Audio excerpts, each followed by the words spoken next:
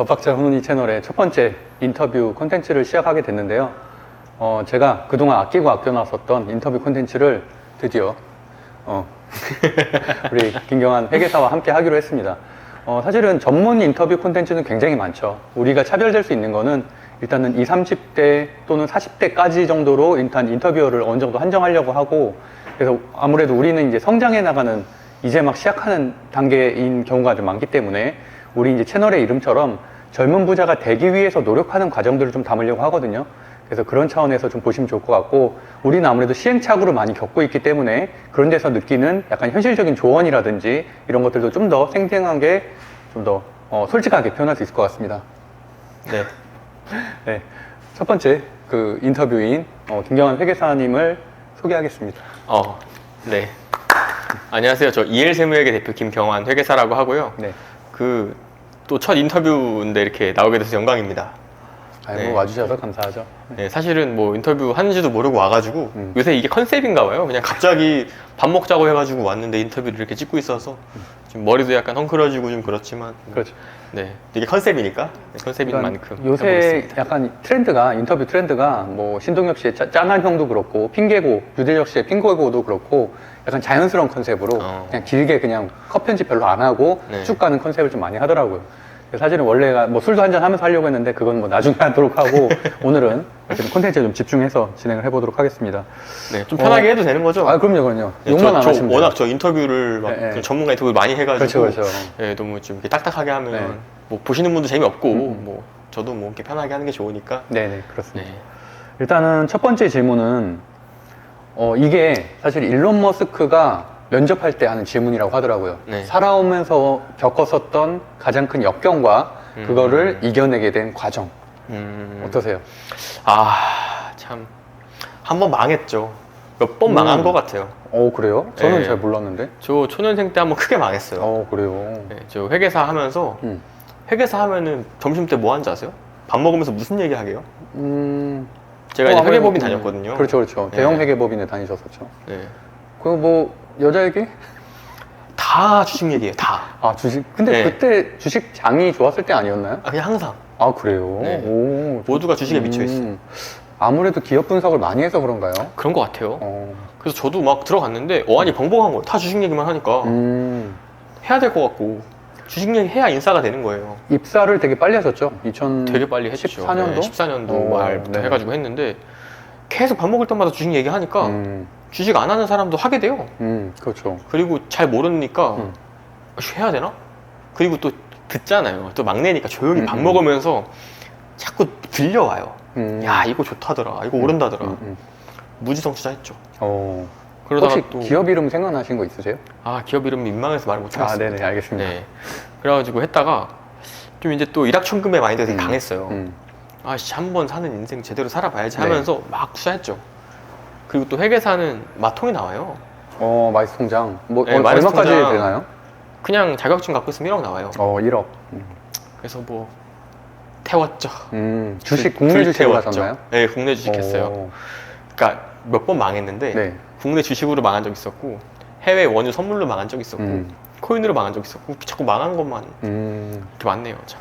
네. 근데 그거를 그럼 그 나이 때가 한 20대 중후반 정도 때였었는데 네. 그때 만약에 손실을 만약에 예를 들어서 1억이라고 했을 때 한 50% 정도 봤으면 한 5천만 원 정도 굉장히 큰 돈이잖아요. 그 당시에는. 그렇죠. 그럼 그거를 네. 어떻게 극복하셨어요? 저는 제가 아까 망했다고 표현한 게 제가 번 돈보다 제가 대출받아서 날린 돈이 더 많은 거예요. 그러니까 벌어온 누적 금액보다 날린 금액이 더 많았어요. 와, 깜깜했죠. 그러네요. 네, 깜깜했어요. 근데 그걸 극복하게 된 게 저는 이제 되게 큰 수업료라 생각하는데 제가 일확천금의 마인드가 되게 강했거든요.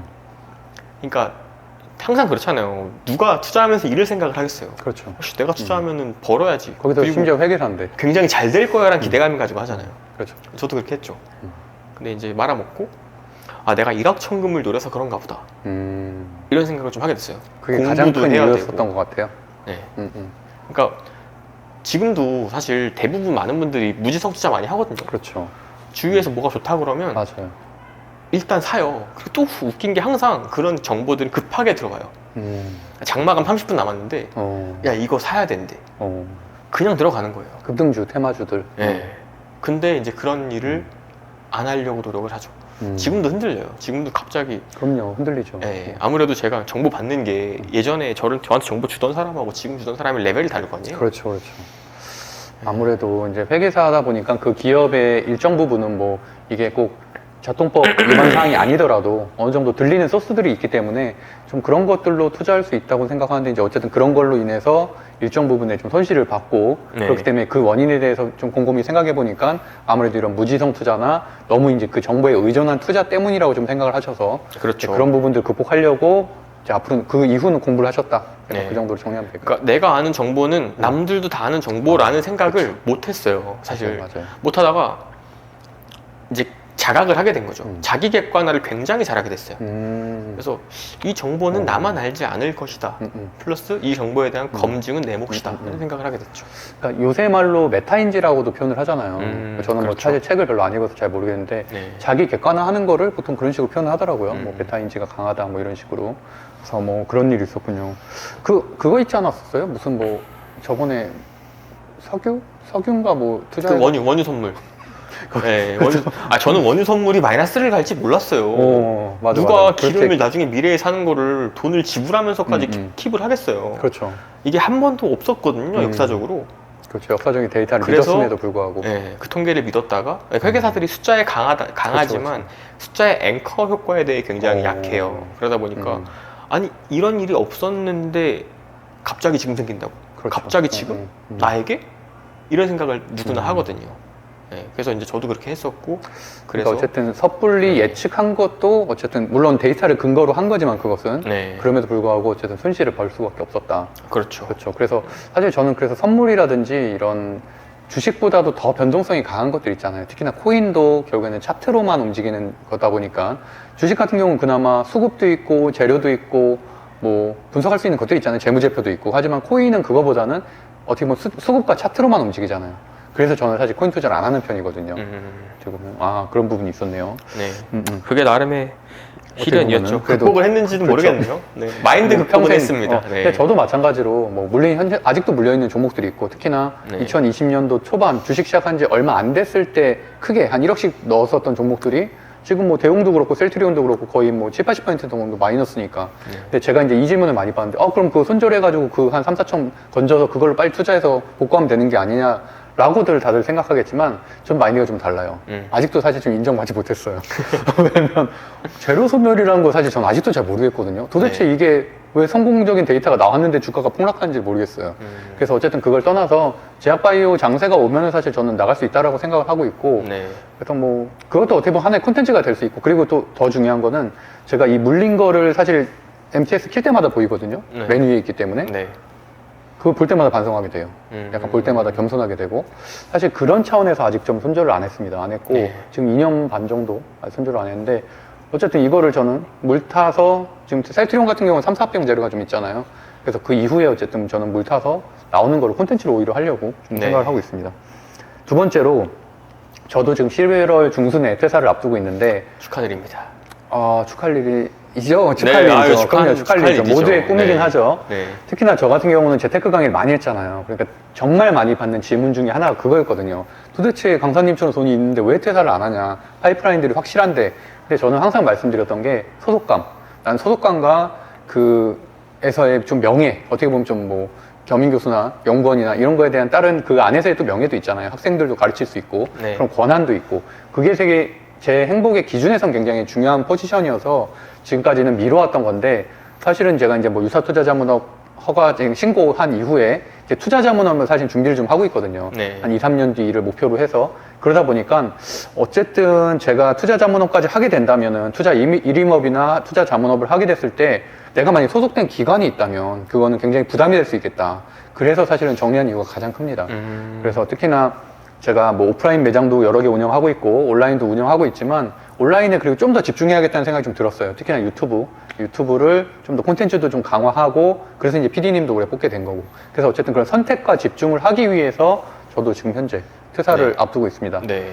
퇴사 좀 일찍 하셨잖아요. 저를 처음에 만났을 때가 거의 8년 전이었는데, 그때는 사실 대형 회계법인은 다니고 있었고, 네, 그렇죠. 그래서 그때 기억나세요? 혹시 그 축제 우리 막 햄버거 먹으면서 막 네. 힘들다고 네. 막 그래서 근데 파이팅 직장인으로서 하자고. 스트레스를 풀기 위해서 또 대학 축제의 그 분위기도 느끼고 오고 했었죠. 파이팅 하자고 했었던 네. 기억이 엊그제 같은데 벌써 그게 한 7, 8년 지난 얘기네요. 네.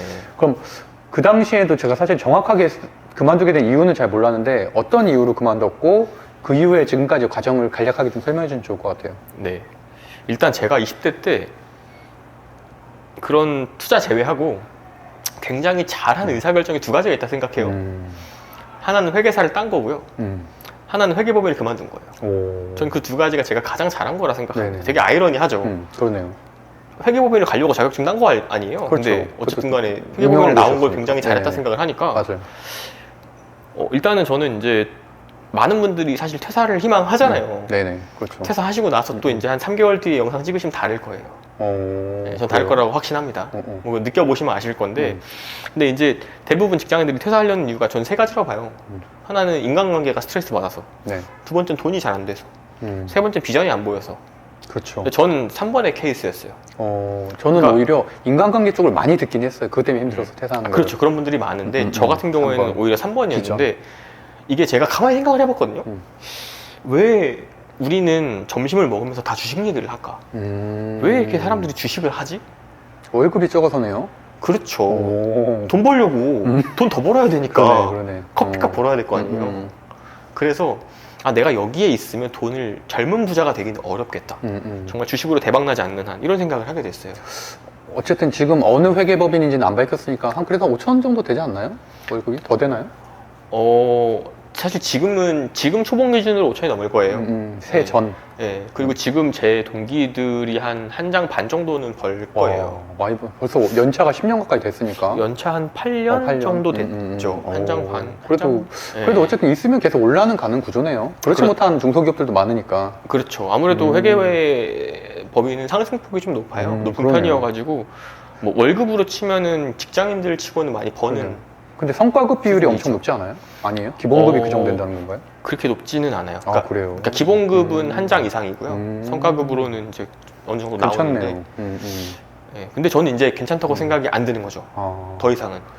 왜냐면 그럴 수 있겠다. 젊은 부자, 우리가 흔히 젊은 부자라고 얘기할 때 기본 월천이고 예, 월 2천, 맞아요. 3천은 넘어가야 되는데 그렇죠. 그러기에는 굉장히 오랜 시간이 걸리고 좀 많은 노력이 필요하고 그리고 저는 이제 어쨌든 한국 사회는 연공 서열제라고 생각을 하거든요. 네. First in, first out이에요. 예, 그러다 보니까 내가 승진을 해야 되고 그러려면 많은 시간이 필요한 거예요. 그렇죠. 내가 정말 프로젝트의 두각을 또 드러내고. 라인도 잘 타야 되지 않나요? 그렇죠. 네. 그래서 그런 것들을 종합했을 때 여기에서 내가 일하는 게 나를 젊은 부자로 만들어주진 않겠구나라는 생각이 들어서 퇴사를 결심하셨고 네, 결심했죠. 그럼 그 이후에 어떤 과정으로 현재까지 왔나요? 그 이후에 진짜 힘들었죠. 짧게 합시다. 네, 정말 힘들었습니다. 네. 맨 땅에 헤딩하는 거니까요. 그렇죠. 일단은 울타리가 없어요. 제가 다 제 스스로 벌어먹고 살아야 돼요. 그래서 회사에서는 공휴일이 되거나 휴일이 많으면 그냥 가만히 앉아 있어도 휴일에 회사 안 나가도 돈 나오잖아요. 맞아요. 저는 안 나와요. 그렇죠. 그러니까 그걸 극복하기 위해서 되게 노력을 많이 했고 자발적 백수 어쨌든 고급 그렇죠. 백수죠. 왜냐하면 고급 자격증은 있지만 네. 어쨌든 현재 그 당시에서는 딱 명확하게 뭐가 나온 게 없었으니까. 그렇죠. 네. 또 이제 그래서 퇴사를 하고 가장 먼저 원래 하려고 했던 게 제가 펜션을 하나 지으려고 했었어요. 근데 제주도 말씀하셨던 그건가요? 제주도는 아니고 그 이제 강남의 일원동에 일원동. 일원동이 이제 주택단지가 좀 있어요. 그래서 거기에 옥상을 제가 빌려서 그거를 이제 루프탑 정원이 맞아. 있는 그런 이제 지금으로 따지면 에어비앤비죠. 그 그때는 당시에 에어비앤비 컨셉이 아니었어요. 또 루프탑이 핫했어요. 그 당시에 이태원 비롯해서. 네. 맞아요. 그래서 그거를 친구들하고 창업 겸 해서 만들었죠. 그래서 그때 제가 모아놓은 돈도 다 태우고 그랬는데 결과적으로는 뭐 이렇게 자세히 말씀드릴 수는 없지만 잘 안 됐어요. 근데 안 왜 돼서 왜 제가 몰랐지? 투자한 금을 회수를 했고요. 그래도 네. 다행이네요. 그래도 그나마 회수는 했으니까. 근데 이제 저는 이제 오히려 막막했던 게 원래 투자하고 나서 거기서 나오는 캐시플로우가 예상이 되잖아요. 그렇죠, 그렇죠. 얼마나 숫자에 밝겠어요. 네. 내가 이 돈 투자해서 한 달에 얼마 나오면 뭐 월급의 일정 부분은 커버가 될 거고 뭐 이런 생각을 했는데 갑자기 아무것도 없어진 거예요. 가장 큰 실패의 원인이 뭐였나요? 그냥 사람을 단순하게 믿은 거. 음. 네, 그때 이제 세 명이 동업을 했거든요. 네. 네, 근데 이제 또 사람을 믿는 게 좀 쉽지 않더라고요. 동업을 한다는 것 자체가. 그럴 수 있죠. 그래서 이제 뭐 어떻게 내가 돈을 잘 벌 것이냐 생각을 하다가 제가 전공이 심리학이에요. 그렇죠. 그래서 제가 이제 좀 세부 전공은 상담 심리학인데 상담 심리라는 게 되게 어렵거든요. 힘든 사람을 상담해줘야 되고 돈도 잘 안 돼요. 뭔가 내가 막 힘든 걸 다 고민을 들어주고 돈을 많이 받기에는 어려운 거예요. 그리고 그 힘든 게 레벨이 올라갈수록 돈이 많아져요. 정말 힘든 게 세면 돈을 많이 줄 텐데 그렇겠죠. 너무 괴롭잖아요. 맞아요. 네, 그래서 나는 상담을 잘 하는데 어떻게 상담으로 돈을 벌지 하다가 생각한 게 재테크 쪽이었어요. 네. 상담, 어쨌든 재테크도 사람들이 많은 고민을 가지고 있고 거기에 공감을 해주면서 설계를 하는 과정이니까. 그렇죠. 그러니까 어떻게 보면은 본인이 전공하신 심리도 살렸고 자격증을 취득한 회계 쪽도 살렸고 두 개가 좀 연결이 됐다고 볼 수 있겠네요. 그렇죠. 네. 그래서 그렇게 해가지고 이제 상담을 하나둘씩 하기 시작하면서 네. 상담비를 받으면서 제가 이제 제 수입을 삼았죠. 그래, 그것도 몰랐네요. 왜냐면 제가 기억나는 김경환 회계사님은 그 심리 테스트를 굉장히 좋아하는 그런 기억이 조금 네. 술집에서 하는 심리 테스트가 많았었던 네. 걸로 기억이 나는데. 왜냐면 또 잘 아시겠지만 뭐 항상 심리학과라고 하면 맞아요. 야, 내 심리 맞춰봐 이런 애들이 너무 많았어가지고 외웠어요. 제가 맞아요. 또 기대에 또 반응을 해줘야죠. 근데 그게 되게 중요하다고 저도 생각하는 이유가 네. 역행자에도 보면은 그 자청님도 심리학 베이스잖아요. 네. 철학도 물론 하셨지만 그래서 이제 그런 것들로 결국엔 연애 컨설팅이라든지 이런 걸로 초기에 시드머니를 많이 불렸다고 하더라고요. 네. 그래서 어떻게 보면 좀 그런 건 좀 비슷한 맥락일 수는 있겠네요. 그렇죠. 저는 이제 재테크 쪽을 테마로 잡은 네네네. 거고요. 이제 그러면서 좀 자연스럽게 그쪽이 커진 것 같아요. 그래서 뭐 오. 책도 쓰게 되고 그렇죠, 그렇죠. 이제 다들 사실 2030들의 가장 큰 고민 중에 하나는 전 뭐라고 생각하냐면 5년 전이나 지금이나 내가 수중에 한 3천 있어요. 네, 근데 맞아요. 수중에 1억이 있으면 집을 사겠죠. 그렇죠. 근데 3천이 있어요. 음. 애매한 거예요. 그렇죠. 근데 이 3천에서 애매한 1억까지. 거 가지고 가기가. 뭔가 내가 조금이라도 돈을 더 가져가고 싶어요. 음. 그럴 때 뭘 할 것이냐. 이제 그걸 연구를 되게 많이 했어요. 연구를 많이 해가지고 뭐 파티룸이니 에어비앤비니 그러게요. 스터디 카페니 파티룸도 하셨고 뭐 스터디 카페 강연장이니 이런 알죠. 것들 제가 다 했죠. 음. 네, 그래서 이제 공간 임대업에 좀 특화해서 사업을 좀 많이 그러니까 전개했습니다. 공간 임대업 얘기를 뒷부분에서 하긴 할 건데 네. 그럼 그때 좀 성과가 좀 어떠셨나요? 그때요. 사실 저는 제가 이제 코로나 터지기 직전까지는 저는 제가 회계사라고 생각하지 않았어요. 파티룸 업주다. 저는 그냥 무슨 일 하세요? 저 파티룸 사장이에요. 뭐 이런 식으로 맞아. 얘기하고 다녔어요. 생각해보니까 저도 좀 기억나요. 그런 멘트를 네. 하셨던 게 기억나요. 왜냐면 그 회계사라는 거에 대한 선입견과 편견이 또 있거든요. 맞아요.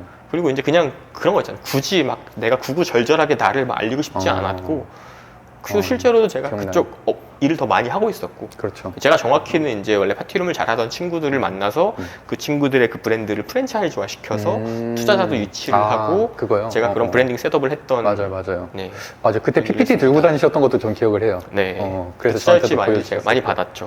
네. 그래서 실제로 지금도 그쪽이랑 그쪽 파트는 아니지만 다른 데서 지금 제가 아는 지인분도 왜 크게 했잖아요. 지금 네. 파티룸 거의 한 150호점 그렇게까지. 네네네. 근데 그분은 잘 운영되고 있나 모르겠네요. 왜냐면 제가 요새 좀 느끼는 게 오히려 코로나가 끝나니까 파티룸 수요가 폭발적으로 늘 것 같지만 실제로는 그렇지 않다고 저는 생각을 하는 게 네. 밖으로 많이 나가요. 해외여행도 많이 나가고 네. 경치 좋은 데를 가지 굳이 아무리 인테리어를 잘 해놨다고 해도 지하로 숨어들지 않는다는 얘기죠. 그렇죠. 그래서 제가 이제 코로나 전까지는 저는 그냥 파티룸 사장이다 하고 다녔는데 코로나 때 직격탄을 맞았잖아요. 그렇죠. 그때 정말 많이 깨닫고 반성하고 또 망했어요. 근데 진짜 코로나가 잘 아시겠지만 뭐 훈우님도 이제 카페 운영해 보셨으니까 이게 매 2주마다 연장됐어요. 맞아요. 이게 그냥 맞아요. 정말 3단계, 4단계. 6개월 셧다운이면 괜찮은데 맞아요. 2주 그러니까 접지를 못하는 이런 거예요. 식으로 연장이 되니까 접지를 못하는 거예요. 말 그대로. 그리고 파티룸은 집합 금지 업종이었어요. 맞아요. 아예 영업을 못해요. 근데 보통 파티룸, 뭐 이게 좀 공간에 대한 얘기 좀 TMI일 수는 있는데 파티룸은 굉장히 저렴하게 할 수 있거든요. 만들 때. 근데 그 이유가 뭐냐면 화장실이 밖에 있어도 돼요. 그렇죠. 네. 근데 뭐 에어비앤비라든지 아니면 숙박업 이런 것들은 화장실이 안에 있어야 되거든요. 하다못해 고시원도. 근데 밖에 있어요. 그러면 확실히 월세가 싸겠네요. 월세가 너무 싸죠. 근데 문제는 다른 용도로 활용이 안 되는 거예요. 그러니까 대체 수요가 없는 거예요. 그러네요. 파티하라고 만들었는데 파티를 안 해? 못 해? 텅텅 비는 거예요. 그래도 그나마 우리 같은 경우는 강연이라도 할 수 있잖아요. 강의 공간으로 쓸 수 강의 공간으로도 쓰기가 네. 어려워요. 아, 네, 왜냐하면 강의도 구조가. 잘 아시겠지만 그러니까 제가 이제 그 강남의 강의장도 운영했었거든요. 그렇죠. 근데 거기도 마찬가지예요. 코로나 때 집합 금지니까 4인 이상 못 맞아. 만나잖아요. 음. 강의가 다 오픈하는 로 바뀌고. 음. 그래서 원래 제가 코로나 직전까지는 그런 이제 파티룸 프랜차이즈화 시키는 거랑 대기업 강연을 나갔었어요. 그렇죠. 예, 강연 많이 대기업들 하셨죠. 다녀가지고 재테크 강의하고 상담도 해주고 했는데 갑자기 줌으로 바뀌고 싹 사라지는 거예요. 맞아요. 예, 제가 마지막으로 강의했던 게 카카오에서 강의했었거든요. 카카오에서 줌 강의를 좀 어설프게 했었는데 그 뒤로 모든 강의가 줌이 되더라고요. 아, 맞아요. 네. 지금도 사실 그래요. 저도 지금 최근에 블로그 강의를 69만 원 내고 듣고 있거든요. 네. 그것도 줌 수업인데 일주일에 한 번씩 좀 6주 그러니까 한 번에 1시간씩 강의니까 6시간에 69만 원이에요. 그래도 저는 필요하니까 듣는 거예요. 그렇게 약간 줌 위주로, 그러니까 저는 사실 코로나 끝나면 오프라인으로 바뀔 줄 알았거든요. 안 그렇더라고요. 거의 줌 위주로 하되 가격도 안 떨어졌어요, 심지어. 그래서 어떻게 보면 사실 그거를 적절하게 활용하면은 반대로 우리처럼 강의를 지식 서비스를 할 수 있는 사람들 입장에서는 오히려 좋은 시대이기도 한 것 같아요. 네. 코로나라는 것 때문에. 네. 그러면은 어쨌든 여러 가지 사업을 했는데 그러면 지금 한 작년부터 지금까지는 어떤 사업에 좀 집중하고 계신가요? 제가 이제 저는 계속 이제 공간 쪽에 관심이 되게 많았고, 그래서 이제 코로나가 터지고 나서 네. 저도 오히려 이걸 어떻게 내가 활용해야 될까 생각을 하다가 아마 이제 뭐 잘 아시겠지만 선생님하고 같은 시기에 제가 또 경매 모임을 만들었어요. 그렇죠. 네. 커뮤니티, 젊은 그래서- 사람들의 경매 커뮤니티. 네, 그렇죠. 그래서 커뮤니티를 만들어가지고 커뮤니티를 좀 많이 키웠고요. 그래서 이제 저희가 거의 3개월에 한 번씩 기수제로 운영하다가 네. 지금은 벌써 한 뭐 12기를 넘어섰어요. 아, 요새도 하고 있어요? 네, 요새도 하고 있는데, 근데 또 이게 계속 운영을 하다 보니까 그러니까 2030들 중에서 부동산 경매에 관심 있는 친구들이 저한테 많이 왔는데 제가 한 기수 할 때 보통 한 50명 정도 했거든요. 네네. 근데 점점 그 수요가 떨어지는 거예요. 그러니까 신청하는 사람 수가 70명이었다가 60명이었다가 50명이었다가 지금은 제가 12기를 15명 데리고 있거든요. 그리고 또 이제 플랫폼 자체가 사실은 우리는 막 온라인 마케팅을 현재 하고 있지는 않잖아요, 적극적으로는. 네. 그냥 어쨌든 우리가 쓰고 있는 그런 앱 위주로만 마케팅이 되다 보니까 저도 똑같은 상황이에요, 그거는. 네. 왜냐면 목에 갈 수 있는 집단 자체가 예를 들어서 뭐 현재는 유튜브 마케팅이나 인스타 마케팅 이런 걸 사실 마케팅비 한 달에 몇 백씩 써서 태워야지 모객이 되는데 네. 저희도 뭐 소모임 앱이라든지 뭐 그런 최근에 뭐 문토 뭐 이런 거에 위주로만 하다 보니까 사실은 한계가 있는 거죠. 왜냐면 그렇죠. 점점점 맞아요. 거기서도 경쟁이 치열하니까.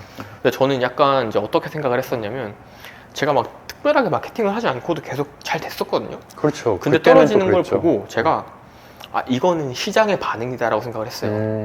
관심도가 떨어졌다. 네. 어. 부동산 솔직히 지금 보면 지금 2023년 10월 시점에 부동산 사야지 하는 사람 거의 없거든요. 그렇죠.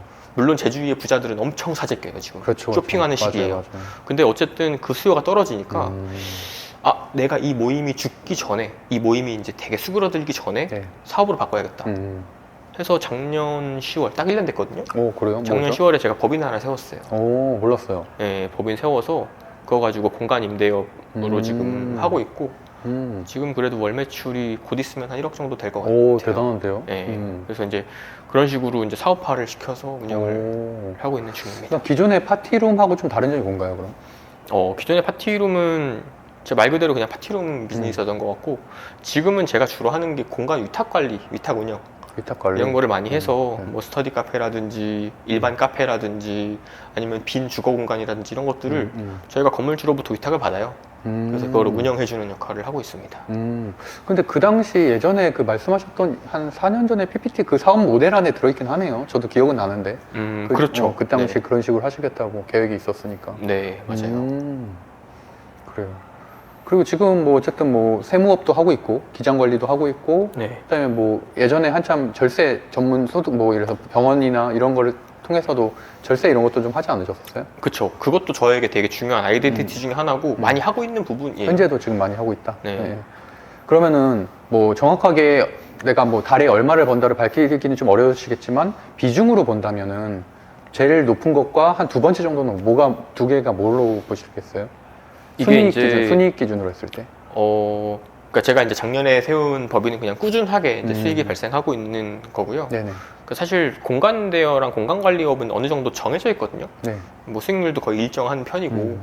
근데 세무 쪽 제가 하는 것들이 이제 제가 예전에는 2030들 상담을 되게 많이 해줬다면 그렇죠.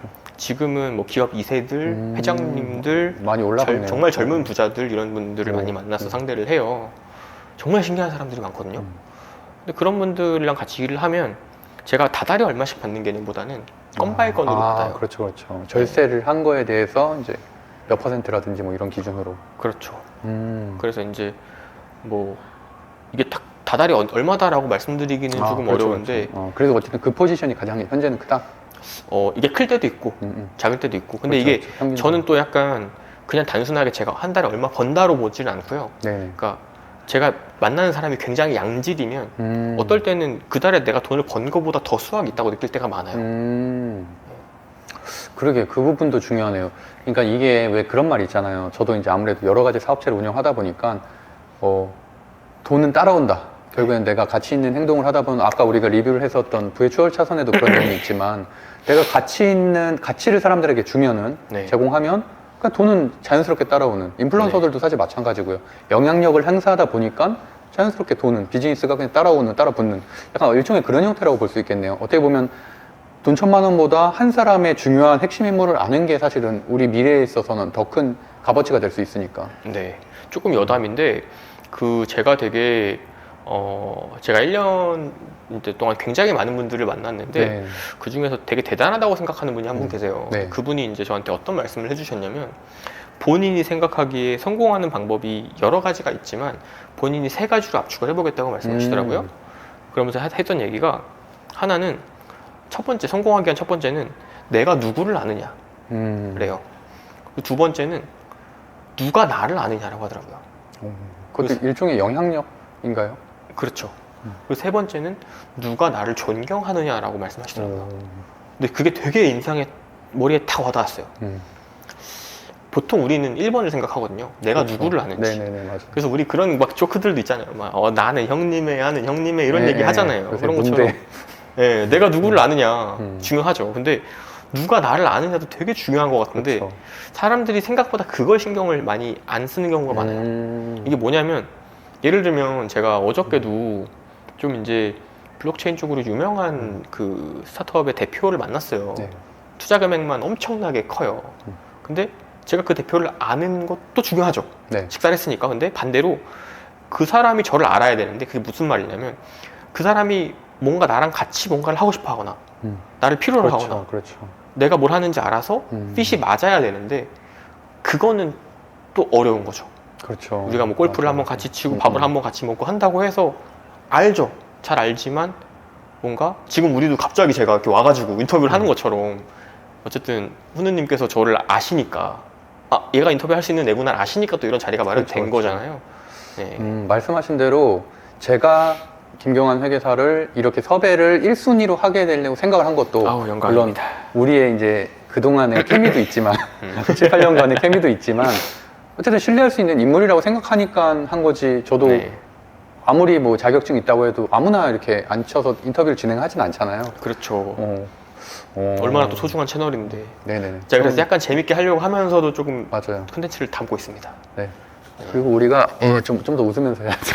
웃으면서도 좀 더 간략하게 하는 게 좋을 것 같아요. 죄송합니다. 제 말이 좀 길어요. 아니. 좀 전에 말씀하셨던 게 그럼 사실은 오늘 말하려고 했었던 아까 말한 그 가장 큰 부자의 에피소드, 자산 관리를 해주면서 만난 부자들의 특성 정도가 될 수도 있을 것 같은데 네. 그러면은 아까 말씀하신 분도 물론 영향력 뭐 어쨌든 대단하신 분이지만 그러면은 최근에 한 1년 동안 좀 많은 분들을 만나셨다고 하니까 네. 그럼 그 중에서 말 그대로 정양평가로 정성평가가 아닌 정양평가로 가장 큰 자산을 가진 사람은 좀 어떤 특성을 가지고 있었나요? 인상이 남으신다면? 근데 이게 참 대답하기가 어려운 질문인데요. 왜냐면 이제 보통 제가 만나는 분들은 하고 있는 분들도 많지만 성공한 분들이 많았어요. 그렇죠. 그래서 이제 이 사람이 얼마를 가지고 있다는 아는데 이 사람이 어떻게 이거를 만들었는지도 아는데 그 과정 속에서 이 사람을 보지 못했던 거죠. 이미 잘 성공한 이 사람을 보는 거죠, 저는. 그렇죠, 그렇죠. 그래서 이제 그러다 보니까 뭔가 이제 딱 어떤 얘기를 해야 할지 조금 막막해요. 그러니까 예를 들어서 네. 최근에 만약에 만났다면 네. 협업을 위해서 만났다던가 또는 네. 세무 상담을 위해서 만났다던가 뭔가 비즈니스를 같이 하려고 만난 건데 네. 그 사람의 약간 뭐 하다못해 가치관 또는 네. 뭐 애티튜드라든지 뭐 그런 것들이 좀 느껴지는, 예를 들어서 이럴 수도 있잖아요. 저는 사실 졸부 되게 싫어하거든요. 네. 졸부들 싫어하는데 제가 예전에 한번 경험한 건데 제 친구의 아버님이 이렇게 공장을 조그맣게 공장을 하셨었어요. 근데 여기가 개발이 되면서 엄청난 부자가 됐거든요. 뭐 기준에 따라 다르겠지만 어쨌든 그 당시에 벌써 한 10년 전인데 한 150억 정도 때 부자가 됐어요. 진짜 단칸방 살다가. 그랬는데 제가 느낀 게, 물론 제가 그분을 감히 뭐 이렇게 평가하는 건 아니지만 같이 이렇게 식사도 이렇게 하고 하는데 욕을 너무 잘하시는 거예요. 그러니까 사실은 그 네. 공장에서의 쓰던 노동자들한테 쓰던 언행이 150억 부자가 됐음에도 불구하고 똑같더라고요. 그래서 네. 사실은 그게 상당히 안타깝다고 느꼈거든요. 그러게요. 근데 이제 맞아, 그런 분도 있을 것 같은데요. 제가 만나는 분들은 기본적으로 교양이 다 좀 갖춰지신 분들이 좀 많았던 것 같고요. 그리고 이제 혹시 MBTI 어떻게 되세요? 전 ENTP입니다. 신기하네요. 제가 만난 부자들의 대부분이 ENTP였어요. 그래요? 그럼 그거 아닌가? 부자가 될 상이신가요? 나 그걸려고 했는데. 세대가 비슷하니까 역시. 그렇네요, 역시. 네. 그러니까 이제 저는 이제 부자인 분들의 특성을 뭐라고 생각하냐면 본인의 주관을 가지고 네. 그 주관이 맞다고 강하게 믿고 그렇죠. 그걸 자기애로 그렇죠. 녹여서 실천하는 사람들. 다 들어가 있네요. 자기애하고 실천력 네. 하고 부자가 되기 위한 뭐였죠? 맨 처음에? 믿음. 믿음. 네. 확신. 확신. 네, 확신. 네. 넘치죠. 너무 그러니까요. 넘쳐서 문제죠. 네. 그래서 제가 그런 분들을 만나다 보니까 공식 같은 걸 좀 깨달았거든요. 이게 공식이에요, 진짜로. 네네. 그러니까 제가 지금까지 저도 부자가 되기 위해 되게 무던히 노력을 했는데 내가 어떻게 부자가 되지? 대부분 사람들이 이 생각에서 출발해요. 그렇죠. 절대 부자가 못 돼요. 왜냐하면 어떻게라는 게 너무 많잖아요, 무수하게. 그렇죠. 그리고 그 어떻게들 중에서 뭘 하나 골라서 실천해야 되는데 어렵거든요. 근데 부자인 사람들의 특징을 보면 어떻게 내가 부자가 되지? 이걸로 출발하지 않더라고요. 나 이미 부자야. 나 부자가 될 거야. 나 언제까지 얼마 벌 거야. 그 생각만 해요. 부자가 아닌데? 부자가 아닌 상태인데 아닌 그런 생각을 상태인데도 벌써 한다고요? 네. 그리고 네네. 어떻게를 나중에 생각하는 거예요. 어떻게는 중요하지 않은 거예요. 일단 나는 부자가 될 거고 부자가 돼 있어. 난 이미 천억 벌었어. 이런 생각을 하면서 거기 막 상상력을 막 발휘하면서 막 행복해해요. 그게 요새 뭐 한참 화제가 됐었던 그 뭐 끌어당김의 법칙 뭐 이런 건가요? 그렇다고 생각합니다. 네. 저도 끌어당김의 법칙을 개인적으로 강력하게 믿는 사람 중에 한 읽어보지는 명이거든요. 않아서 대충 어떤 느낌인지는 알거든요. 그러니까 결국에는 상상하면 이루어진다 뭐 이런 거 아닌가요? 그렇죠. 근데 이게 상상하면 이루어진다가 그 상상을 어떻게 하느냐가 되게 중요한 것 같고 그 순서가 굉장히 중요하다고 생각해요. 순서. 네. 그럼 뭐 따라하는 재테크라는 책을 쓰셨을 때도 그렇지만 네. 어쨌든 그런 순서들을 좀 더 명확하게, 예를 들어서 나는 5년 안에 어떤 방식으로 몇 억을 벌 거야 이런 식으로 뭐 하시기를 좀 이렇게 사람들한테 말을 하시잖아요. 추천을 해주시고. 네. 그런 식으로 해야지 이제 빠르게 말 그대로 성장할 수 있다라는 식으로. 네. 그러니까 이제 그런 거죠. 이제 순서가 되게 중요하다고 제가 말씀드린 게, 나는 뭐 주식을 투자해서 주식이 뭐 3배 올라서 내가 지금 뭐 예를 들면 1억을 가지고 있는데 이거를 3억으로 만들어서 부자가 될 거야. 이런 프로세스가 아니더라고요. 물론 이게 어떻게 보면은 제가 경험한 그 것들을 토대로 말하는 거다 보니까 편협할 수도 있어요. 이게 원리고 진리는 아닐 수는 있는데, 그냥 대부분 보면 나 3억 벌 거야. 근데 이제 어떻게 벌 건지는 몰라요. 막 뭔가 주식을 통해서 벌 거야 이런 게 아니라 그냥 나 3억 벌 거야. 근데 다만 너무 그 생각을, 근자감 아닌가요? 그죠, 근자감인데 그 생각에 아까 제가 실행력을 말씀드린 이유가 그 생각을 계속 하는 거예요. 그러니까 이미 번 것처럼 계속 생각을 하는 거예요. 그러다 보니까 자연스럽게 핏이 글로 맞춰지는 거죠, 이렇게. 그러니까 이런 거죠. 예를 들면 우리가 선택과 집중이라는 말을 하잖아요. 뭐 내가 주식을 할 시간에 내가 뭐 쿠팡맨을 할 수도 있고, 뭐 비하하는 건 아닙니다. 네. 충분히 그걸로 돈 많이 버시는 분들도 있고, 심지어 뭐 제가 아는 회계사도 쿠팡을 하면서 돈을 또 벌어요, 추가로. 어쨌든 시간은 한정되어 있고 할 수 있는 거는 많은데 내가 이걸 해가지고 3억을 벌 수 있을까? 뭐 이런 생각을 하는 거죠. 그러면서 계속 생각을 초점을 맞춰가지고 여기에 핏하게 딱 가는 그런 형태의 부자들을 제가 많이 봐온 것 같아요. 그래요. 그 다음 질문으로 네. 그러면 현재 지금 아까 말씀하신 대로 뭐 공간 임대업이라든지 뭐 다양한 재테크들을 아이템을 좀 실행하기도 하고 뭐 반대로 듣기도 하고 뭐 안 그래도 작년부터 제가 이제 김광희 회계사님 만났을 때 좀 느낀 거는 뭐 블록체인이라든지 이런 쪽으로도 조금 많이 인맥들도 많이 생기셨고 네. 아무래도 뭐 코인이 워낙 핫하기도 했었고 가상자산이라든지 이런 규모가 사실 굉장히 크잖아요. 굉장히 주식시장만큼 커지고 있고 특히나 최근같이 주식시장이 폭락할 때는 오히려 대체 수단으로서 비트코인이 지금 상승하고도 있는데 뭐 어쨌든 여러 아이템 중에서 최근에 지금 시점에서 가장 좀 관심이 가고 있는 아이템이나 좀 유망해 보이는 아이템 이런 거 있을까요? 일단은 저도 원래 이제 재테크 상담을 많이 하고 자산 네. 관리를 했던 입장이다 보니까 투자를 다 해봤어요.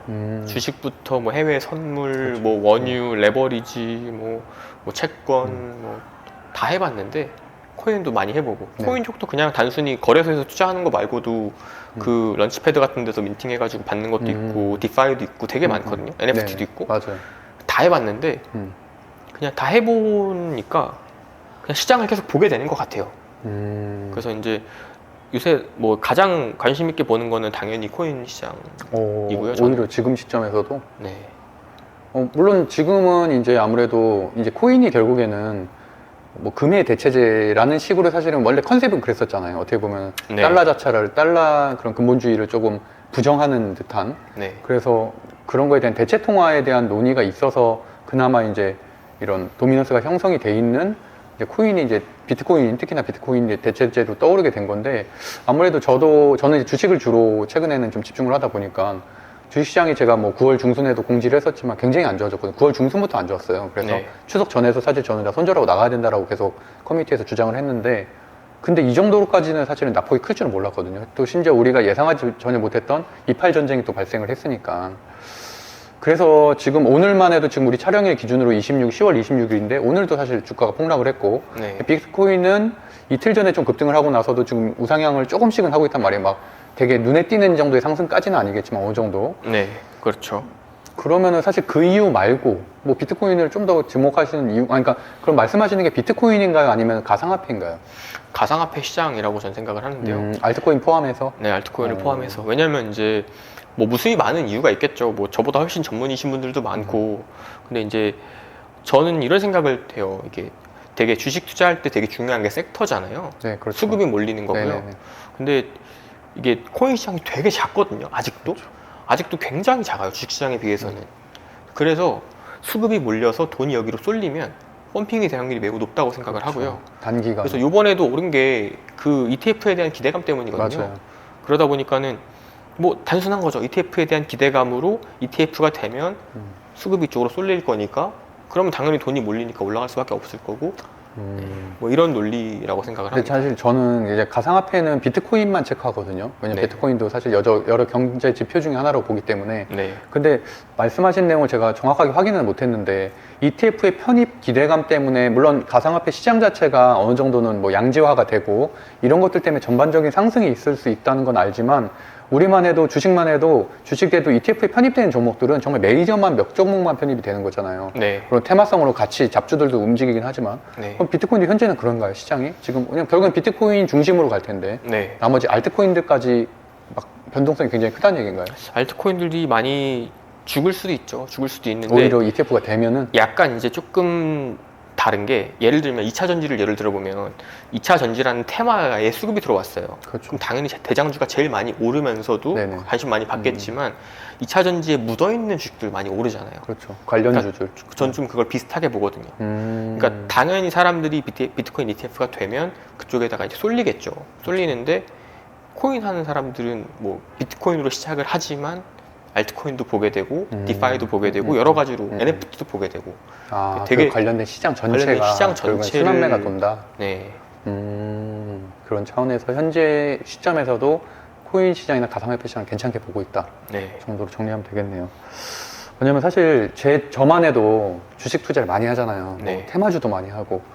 근데도 사실 코인에는 딱 눈이 가진 않는 게 아까 말씀드렸던 것처럼 주식시장은 제가 시수제재차라고 하거든요. 네. 재무제표 있죠. 재료 있고 차트 있고 그다음에 뭐 수급 전체적인 동향 이런 것들 판단할 수 있는 요소가 굉장히 많다는 얘기죠. 네. 또 시장 지표들도 많이 영향을 미치고. 근데 사실 코인을 제가 받았을 때는 저는 코인 투자를 직접적으로는 하진 않으니까 그냥 차트와 수급만 있다. 거래량과 차트만으로 매매를 해야 되는 결국에는 물론 재료도 발생시킬 수는 있겠죠. 하지만 메이저 언론사 같은 데서 코인 이슈들을 코인에 대한 어떤 특정 예를 들어서 누가 어느 코인이 반감기가 됐다라든지 뭔가 새로운 버전이 나왔다든가 이런 걸 막 9시 뉴스에서 다루진 않잖아요. 사실 네. 그건 매니아층에서만 알 수 있는 정보들이고 찌라신 거고 네. 그렇게 따지면 결국에는 수급 거래량과 차트로만 움직인다는 게 저는 사실 굉장히 조금 불안하거든요. 그러니까 판단할 수 있는 그거가 적은 거니까 그만큼. 네.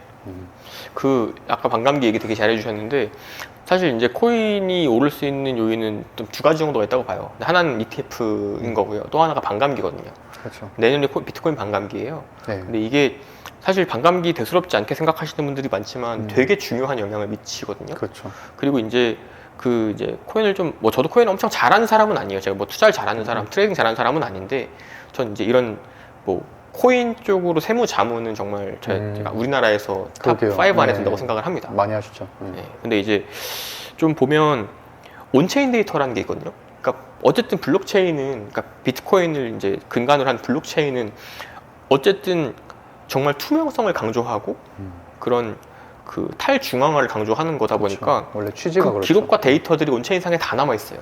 그러니까 예를 들면 우리가 주식에서 뭐 수급이 들어오고 뭐 이렇게 어떤 세력들이 붙으면 그게 눈에 보이잖아요. 못 보는 분들도 계시지만 그렇죠. 보는 분들도 계시고. 네네네.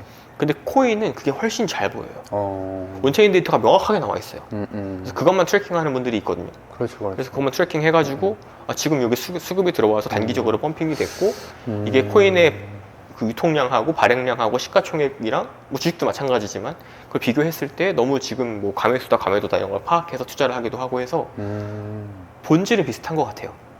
물론 다만 주식시장이 이제 현실에서의 사업을 근간으로 하기 때문에 그렇죠. 훨씬 더 시장도 크고 훨씬 더 안정적이죠. 그러니까 아까 말씀하신 그런 부분을 좀 더 제가 비유를 하자면 이런 게 될까요? 예를 들어서 어떤 슈퍼개미가 있어요. 어떤 슈퍼개미가 주식을 종목을 매매하는 거를 우리는 알 수 있는 방법이 전혀 없지만 네. 비트코인 같은 경우는 그 거래소 지갑의 주소를 알면 네. 저는 들여다 볼 수 있다고 알고 있거든요. 네. 약간 그런 차원으로서 수급을 판단할 수 있다는 얘기인가요? 네, 맞아요. 그러니까 이제 그 코인별로 그 이제 그 스캐너가 있거든요. 그 체인별로 거기 들어가면 지갑 그 랭킹이 쫙 나와요. 지갑에 몇 개가 들어가 있는지도 다 나오고. 근데 뭐 그런 것들이 만약에 움직이기 시작한다. 그런 시그널들이 몇 개 있거든요.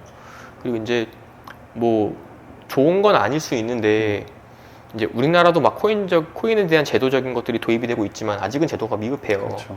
그래서 우리나라에서 주가 조작을 하면 자본시장법에 저촉을 받잖아요. 그렇죠. 근데 코인도 뭐 요새는 마찬가지기는 한데 이제 그럼에도 불구하고 해외에서 활동하는 뭐 해외 마켓 메이커 MM이라고 표현하는데 그런 사람들이 조작하는 거에 대해서는 통제할 방법이 없거든요. 네. 근데 그런 사람들이 이제 정말 수급을 들었다 놨다 하면서 조작을 하는 거예요.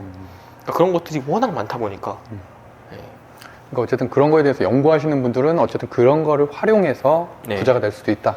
약간 네. 그런 관점으로 바라보고 계십니다. 코인이 양지로 나오게 된 것들도 얼마 안 됐잖아요. 네. 아무래도 기관에서 투자를 하면서부터 2020년도에 그러면서 조금 그래도 최소한 비트코인은 도미넌스 효과가 좀 인정이 됐고 최근에 ETF가 만들어진다는 얘기도 저도 몇 달 전부터 들어서 알고 있었고 최근에 이제 그게 가시화가 되니까 어느 정도 좀 확실성이 좀 커지니까 아무래도 좀 관심을 갖는 분들이 좀 더 많아졌다라고 생각은 드는데 그래도 회계사 치고는 사실은 좀 이런 알트코인 저는 이제 비트코인만 얘기하는 건 아니잖아요. 말씀하신 네, 거는 아까 그렇죠. 알트코인이라든지 일반적인 좀 변동성이 큰 위험한 종목 위험한 이런 코인들까지 다 포함해서 말씀하시는 거니까 네. 주변에서는 그럼 좀 어떻게 생각하시나요? 주변 회계사들이나 세무사들이나 일단은 저희 업 자체가 굉장히 보수적이고 그렇죠. 전통적이에요. 보수적이고. 그래서 이제 리스크 테이킹 하는 거를 좀 불안해하기도 하고, 그러니까 솔직히 회계사 세무사 중에서 이제 막 사업을 공격적으로 한다거나 네. 그런 거에 관심이 있는 부분이 그렇게 많지도 않고, 그리고 투자도 마찬가지로 좀 뭔가 조금씩 안정적으로 모아가는 투자 네. 이런 것들을 좋아하시지만 엄청 공격적이고 위험 성향이 높은 투자는 많이 안 하시는 성향들이 강하거든요. 특성상, 직업 특성상. 그래서 이제 이런 쪽으로 하시는 분이 많지는 않고, 그러니까 제가 이제 뭐 아까 좀 우스갯소리로 그 코인 쪽으로 탑5 안에 든다라고 말씀드린 이유가, 그러니까 저는 일단은 코인 쪽을 다루는 그 세무 전문가분들이 많지도 않고요. 그렇죠. 그런 분들 중에서도 실제로 자기가 다 투자해보고 날려보고 경험해보신 분들이 많이 없어요. 그렇겠다. 예. 예.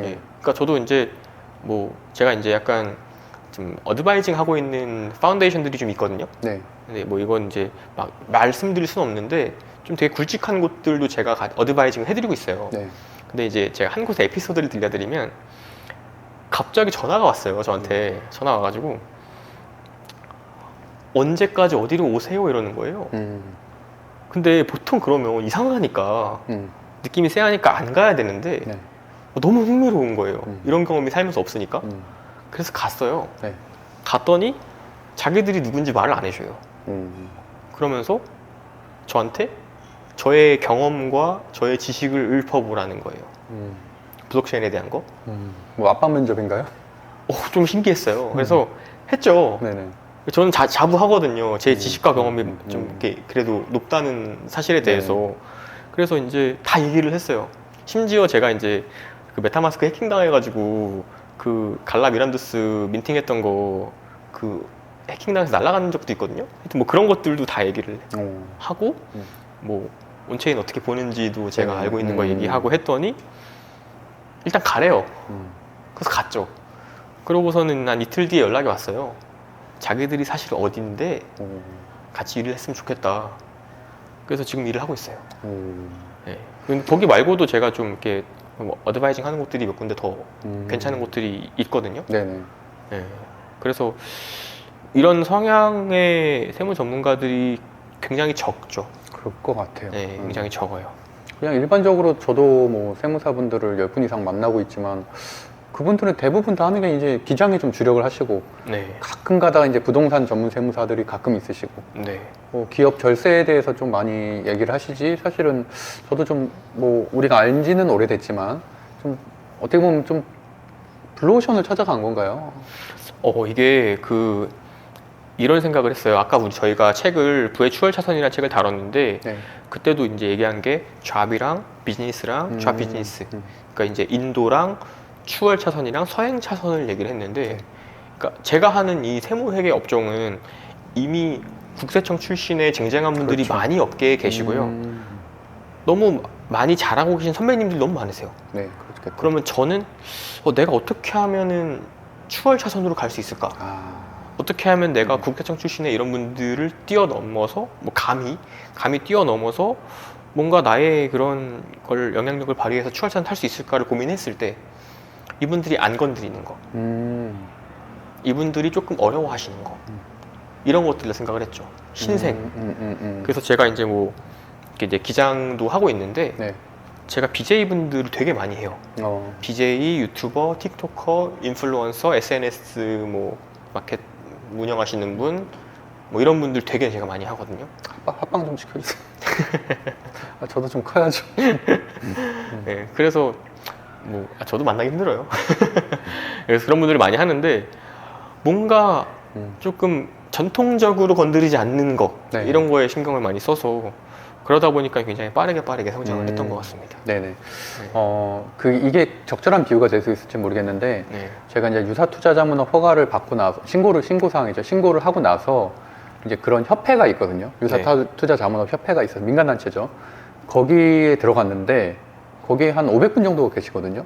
유사투자자문업만 하시는 분들, 다 확인하고서 들어오는 분들이니까, 세계가 완전 다른 세계더라고요. 그러니까 물론 제가 그분들하고 굉장한 밀접한 관계에 있는 건 아니지만, 어쨌든 말하는 규모 자체가 직원이 막 50명씩 되더라고요. 그러니까 일반적으로 그분들은 대부분 리딩방을 운영하는 거잖아요. 저는 리딩방 형태는 아니고 네. 유튜브를 통해서 뭐 어쨌든 뭐 이것도 넓은 범위에서 보면 리딩방일 수도 있지만 저는 아직까지는 우리가 소위 생각하는 리딩방처럼 뭐 매수 타점이라든지 이런 걸 찍어주고 이러진 않는데 어쨌든 굉장히 공격적으로 마케팅도 하시고 뭐 세금도 말 그대로 몇십억씩 내시고 규모가 그런 볼륨 자체가 굉장히 큰 거잖아요. 그래서 그런 분들이 엄청나게 많은 게 단톡방 하나에 그렇게 많이 있다는 걸 보고 그러니까 뭐 사실은 제가 하는 비즈니스는 뭐 원래 작다고도 생각을 했지만 그럼에도 불구하고 이제 우리 강의를 듣는 많은 사람들은 저희만 해도 사실 대단하다고 하잖아요. 근데 우리가 모르는 세계가 엄청난 세계가 엄청나게 많더라. 네. 그러니까 사실은 뭐 어디 가서 돈 자랑하는 게 아니란 얘기가 있는 거 있잖아요. 있는 네. 그런 것처럼 사실 하다못해 이 건물만 해도 뭐 한 40억 하거든요. 네. 건대 입구에 있는 이 이면도로에 있는 건대 입구 건물인데도 불구하고. 그러니까 사실은 서울만 해도 얼마나 부자가 많아요. 몇 천억 이상의 부자들은 정말 많고. 네. 이제 그런 거 생각하면은 참 우리가 모르는 세계가 많은데 그 중에서 한 특정 분야가 아무래도 이제 가상화폐 쪽은 뭐 법제화가 조금 덜 돼 있다 보니까 여전히 많은 좀 지하 자금도 좀 있고 일정 부분에 좀 더 유동성 있는 이런 자금들이 있다 보니까 많은 부자들이 또 거기에 관심을 갖고 있는 것도 맞는 것 같아요. 네. 그래서 어쨌든 그쪽에 좀 특화해서 현재는 좀 컨설팅도 하고 세무 업무를 하고 있다 정도로 뭐 정리를 하면 될 것 같습니다. 네. 뭐 막상 저를 네이버에 검색해서 찾아보시면 전 의료계 전문으로 나오긴 합니다. 의료 맞아. 네. 그러니까 의사들도 되게 많이 네, 하시잖아요. 병원 네. 뭐 아니 그래 저희 병원에 의사, 팔아달라니까요. 제가 아. 커미션. 아 그거 병원 팔아야지 제가 돈이 하나도 없어요. 아 그렇구나. 그렇게 일단 하고 좀 네. 가벼운 질문 하고서 이제 마지막에 인터뷰 콘텐츠로 넘어갈게요. 네. 부자는 어떤 여자를 원할까? 음. 이상형에 대한 가벼운 좀 이렇게 질문도. 근데 사실 이게 굉장히 중요하다고 생각하는 게 네. 우리도 안 지가 벌써 8년이 됐고 네. 8년 동안 뭐 축제도 많이 다니고 같이 여자를 뭐 이렇게 미팅 같은 것도 한 적이 있었고 네. 했는데 사실 뭐 서로의 성향을 잘 알죠. 네. 서로는 잘 알지만 그래도 지금 나이 때는 최근에 제가 그 질문 안 한 것 같아요. 뭐 최근 한 네. 1, 2년 사이에는 뭐 요새 어떤 여자를 만나냐 또는 어떤 이상형이 있냐. 그럼 최근에는 어떤 이상형이라고 보다 이제는 우리가 나이가 있으니까 좀 배우자상으로 좋은 사람? 뭐 그런 건 네. 어떻게 생각하시나요? 아, 저는 제가 기준이 좀 높은 편인 것 같아요. 그래가지고 그런 것 제가 같아요. 그런 것 같아요. 결론을 못 하고 있는 것 같은데 이제 저는 어떤 거에서 매력을 느끼냐. 이건 좀 약간 다른 거 질문이 부자가 어떤 여자를 원할까랑 제 이상형은 좀 다르잖아요. 부자를 되려고 노력하고 계시잖아요. 그렇죠. 그건 맞죠. 예, 네. 그러니까 저는 약간 제가 말하는 거 좋아하다 보니까 자기의 생각을 자기의 의도대로 말할 수 있는 능력을 되게 높게 사요. 표현 능력인가요?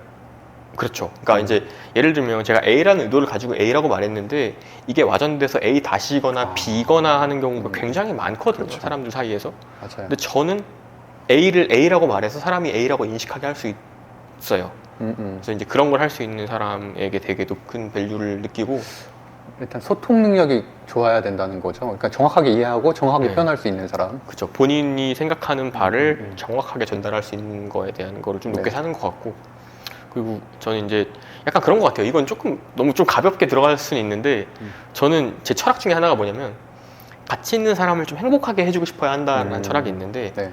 그래서 제가 이제 전 항상 누가 저한테 이상형을 물어보면 웃는 게 예쁜 사람이라고 하거든요. 네네네. 웃는 게 예쁘면 막 웃겨주고 싶은 거예요. 근데 예쁘지만 웃는 게 안 예쁘면 안 웃어야 더 제가 예쁘다고 느끼면 그러네요. 덜 웃게 할 거 아니에요. 말이 이상하지만. 네, 그래서 이제 웃는 그러니까 게 예쁜 사실 사람. 많은 남자들의 공통 이상형 중에 하나가 웃는 게 이쁜 사람이잖아요. 그러니까 사실은 환하게 웃는 얼굴을 보면 굉장히 기분이 좋아지잖아요. 그렇죠. 설사하고 그래서 뭐 저도 사실은 유튜브에서 구독하고 있는 분들도 보면은 네. 누군지 잘 몰라요. 근데 네. 맨날 춤추면서 웃어요. 그래서 사실 구독 버튼을 누르는 경우가 상당히 많거든요. 왜냐면은 춤추는 거 좋아하시나 봐요. 요새 많이들 하더라고요. 뭐 옛날에 있었던 토카토카 댄스서부터 시작해서 네. 최근에는 뭐 슬랩백인가 할 때 뭐 이런 것도 있고 쇼츠를 보면은 너무 이렇게 환하게 잘 웃는 일반인들 많아서 저는 그런 분들 보면서 누군지는 잘 모르지만 그래서 가끔씩 보는 걸로 이렇게 느끼기도 하거든요. 그런 측면이 있구나. 그러면은 왜 그런 거 있잖아요. 요새 결혼 정보회사 결정사 네. 콘텐츠들도 많이 뜨더라고요. 네. 말 그대로 경제력, 여자의 경제력, 직업, 성격, 또 뭐가 있을까요? 여자의 경제력과 또 직업은 뭐 또 아예 다른 거니까. 집안, 그렇죠. 그럼 제가 정리해 볼게요. 그렇죠. 경제력은 결국에는 집안 포함해서 경제력, 네. 그다음에 본인의 직업. 왜냐면 경제력이 집안은 없는데 직업군이 괜찮을 수도 있잖아요. 뭐 전문직이라든지 의사라든지 또는 그냥 외모 그리고 성격. 이 네 가지 중에서 그럼 네 가지를 순서대로 하면 어떻게 될까요? 이거는 그냥 제가 이제 젊은 부자분들을 많이 만나서 그분들의 생각을 통계를 한번 내본다는 관점에서 말씀드려볼게요. 너무 좋네요. 예. 통계를 내보면 1번이 외모인 것 같아요. 이건 그렇죠. 그러니까 뭐 그럴 수 외모 있죠. 지상주의 이런 거 떠나서 그냥 매력을 부자들이 느껴야 어쨌든 1번으로 생각하는 거는 저는 외모인 것 같고 두 번째는 이렇게 성격이라고 말하기는 좀 그런데 생활 습관인 것 같아요. 그러니까 이게 오히려 이렇게 재력이라든지 뭐 직업은 조금 뒤로 가는 것 같고요. 네. 그러니까 이제 약간 그런 거예요. 이제 뭐 저도 그런 사람은 아직 뭐 아니지만 부자분들은 이미 경제적 자유와 시간적 자유를 다 이룬 분들이다 보니까 오히려 너 일 안 해도 돼. 이런 마인드. 너가 뭘 하든 상관없어. 이런 마인드인데 다만 이제 외모가 자신들의 기준에 부합해야 하고 그렇죠. 생활 습관이 본인들의 마음에 들어야 돼요. 생활 습관 안에는 뭐 소비 패턴이라든지 그렇죠. 전체적으로 소비 패턴이라든지 뭐 아이를 대하는 태도라든지 뭐 전체적인 다 자기 포함돼요. 관리라든지 자기 관리 중요하죠. 언행이라든지 뭐 이런 것들 이런 것들이 좀 포함이 되어 있는 것 같고요. 결국에는 뭐 부자 어느 정도 내 경제적 자산을 잃었다면은 굳이 여자의 근데 이렇게 생각할 수도 있잖아요.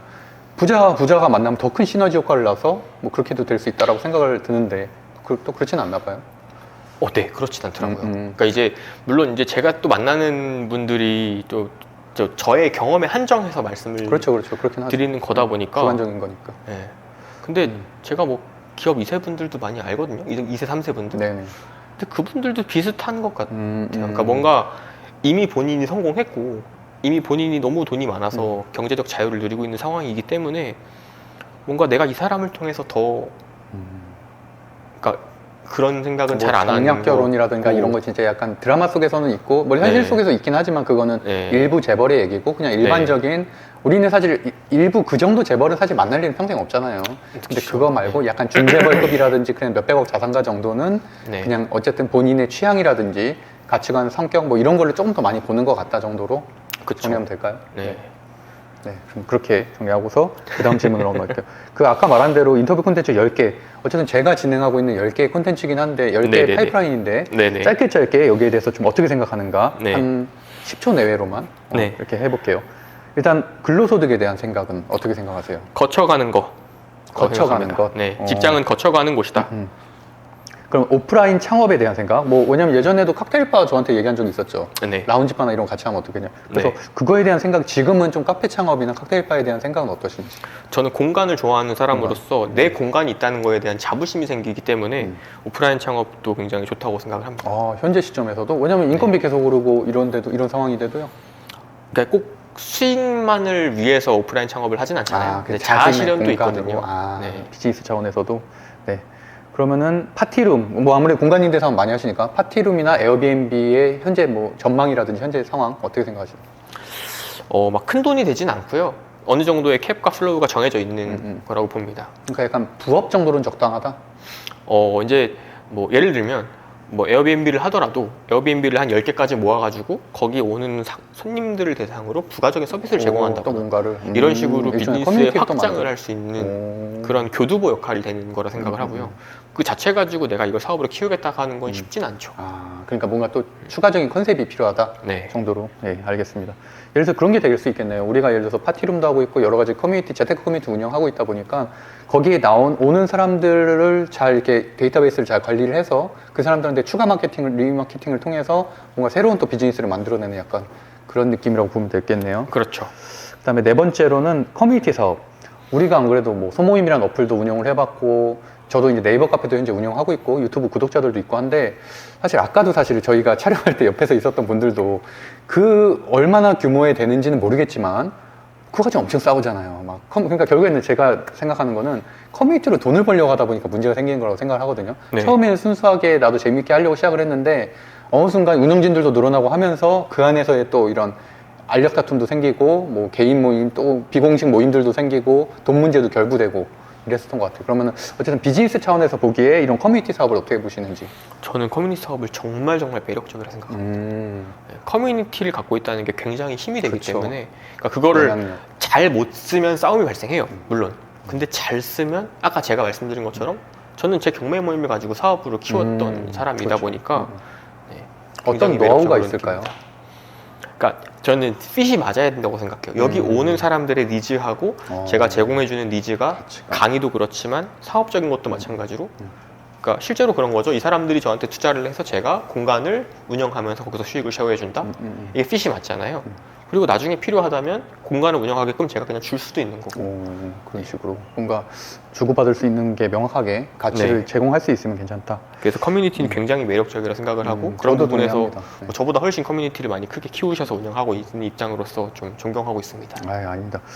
그 스타트업 창업, 그러니까 스타트업에 대한 생각도 좀 고민들도 좀 많이 있었잖아요. 사실은 뭐 정부 지원 사업에 뭐 회계사나 이런 것들이 좀 배제되는 측면도 좀 있었어서 네. 그래서 이제 그런 것들 때문에 안 되신 부분도 있는데 네. 뭐 어쨌든 이런 창업에 대한, 그러니까 제가 말하는 창업이라 하면 뭐 자영업자 창업, 조그맣게 무슨 음식점 하나 이게 아니라 네. 말한 대로 우리 부의 추월 차선에 나오는 그런 좀 제대로 된 어떻게 보면 비즈니스죠. 네. 어떻게 생각하시는지. 스타트업 창업은 제가 이제 VC 분들하고도 좀 많이 친하거든요. 그래서 뭐 PE 분들도 조금 친하고 한데 되게 냉정하더라고요. 스타트업 쪽은 굉장히 냉정합니다. 그 냉정하다는 표현이 다르게 말하면 우리나라가 그런 얘기 많이 하잖아요. 학벌주의다. 근데 저는 못 느꼈는데 제가 스타트업 업계에 와서 느꼈어요. 스타트업 업계에서 초기 시드 투자하는 심사역들이 뭘 보냐면 학벌을 일단 30% 이상 보고요. 그리고 과거의 경험과 경력을 또 30% 이상 보고요. 아이템은 나머지 한 20% 언더예요. 물론 뭐 재무제표나 이런 것도 보긴 하겠죠. 그러니까 기초에 초반에 운영했었던 이게 어떤 초반에 식으로 재무제표가 없잖아요, 사실상. 네네. 법인이 네. 아니면 없겠죠. 네, 거의 지표도 안 나오고 보통은 이제 스타트업 창업이라고 하면 시드 내가 1억 받겠다 이런 식으로 그렇죠, 좀 트라이 그렇죠. 하는 건데 굉장히 냉정해요. 그리고 지금은- 대표자 이력을 많이 본다. 네, 지금은 그 투자업계가 되게 얼어붙어 그렇죠, 있는 상태다 아무래도. 보니까는 굉장히 창업하기가 쉽진 않은 현실인 것 네네. 같습니다. 그 말에도 저도 동의를 하는 게, 저도 스타트업 지원 사업을 4개 정도 했잖아요. 4개를 하면서 여러 대표들을 만났었는데 심사역들이 대놓고 이렇게 말하는 경우가 있어요. 뭐 카이스트 출신 아니면 서울대 공대 출신이면 무조건 뽑는다라는 말이 있을 정도로 네, 기술 기반이고 문과 출신이 아닌 기술 기반이면서 어느 정도 대학이 받쳐주면은 확실히 메리트가 있는 건 저도 동의합니다. 네, 그렇고 6번째로 온라인 창업. 그러니까 뭐 쇼핑몰이라든지 스마트 스토어, 거기도 좀 관심이 있으시지 않으셨어요, 예전에? 그쵸. 거기도 관심이 있었죠. 그래서 해외 구매 대행 같은 것도 좀 해보려고 그러게요. 했었고 구매 대행 프로그램을 만든 대표님이랑 같이 해가지고 좀 그 기획해가지고 강의도 하고 네. 사람들도 모집해서 스터디도 했었는데요. 너무 많아졌어요. 너무 경쟁이 레드오션이고 넘치겠다. 정말 이제 집중을 해야 하는데 또 집중하기에는 집중해가지고 이제 성공할 확률이 높지도 않아요. 그러다 보니까는 정말 이것도 역시도 뭐 우리가 이제 해외 구매 대행이라고 하면 어떤 물품을 셀렉해서 그렇죠. 어떤 루트로 가져와서 어떻게 마케팅 할 거냐 이런 걸 다 고려해야 되기 때문에 그냥 무지성으로 내가 뭐 1000개 올려가지고 잘 팔리는 거 몇 개 한다도 좋은데 그거는 좀 시대를 조금 지난 것 같고요. 뭔가 내가 사업이라는 창업이라는 걸 한번 경험하기에는 되게 좋은 컨텐츠다. 한 번 정도 경험으로서는. 네. 그러니까 말씀하신 부분에 저도 동의를 하고, 최근에 뭐 트렌드 헌터나 이런 그런 걸로 비즈니스로 크게 된 분들이 있더라고요. 근데 그런 분들의 콘텐츠를 봐보니까 최근에는 기준이 이 사입하는 것도 큰 물건 있잖아요. 막 네. 중국에서 뭐 캠핑용품이라든가 막 한 100만 원짜리 네. 이렇게 크고 덩어리가 있는 것들은 아직까지는 그래도 작은 물품들보다는 경쟁률이 낮기 때문에 네. 그런 걸 해서 한 번에 막 30%, 40%씩 마진을 남기는 그런 방식으로 접근하는 사람들도 있더라고요. 근데 이게 되게 리스크가 커요. 리스크 크죠. 왜냐면 보관하기도 힘들고. 초기 투자 자금이 일단 들고요. 맞아요. 이게 구매 대행 시스템 자체도 그 내가 주문을 해야 되거든요. 근데 문제가 반품이 안 돼요. 구매 그렇죠, 대행은. 그렇죠. 그게 제일 해외에서 들어온 건데 맞아요. 40만 원짜리 시켰는데 문제가 있어요. 맞아요. 이거 그냥 내가 고스란히 내 그렇죠. 손해를 네네. 감수해야 되거든요. 그 부분. 네, 알겠습니다. 그 다음에 7번째 SNS 창업, 뭐 블로그, 인스타그램, 유튜브 뭐 이런 것들인데 아직도 이제 항상 제가 김경원 회계사의 얘기를 제가 유튜브에서 가끔 할 때가 있거든요. 그 네. 얘기 할 때는 항상 블로그 때입니다. 네, 맞아요. 그때 김경원 회계사가 저보고 형 이거 해도 되겠어요? 라고 해서 네. 했는데 그러고 나서 몇 년 뒤에 아, 형 할 때 그때 나도 할 걸 그랬어요 라고 하더라. 네. 아, 맨날 초기에 어디 갈 때마다 자꾸 사진을 찍고 밥 맞아요, 먹으려고 맞아요. 그러는데 자꾸 사진 찍고 맞아요. 이러니까. 그때 심지어 그때 사진 막 20장씩 찍었잖아요. 영상도 네, 찍고. 그쵸.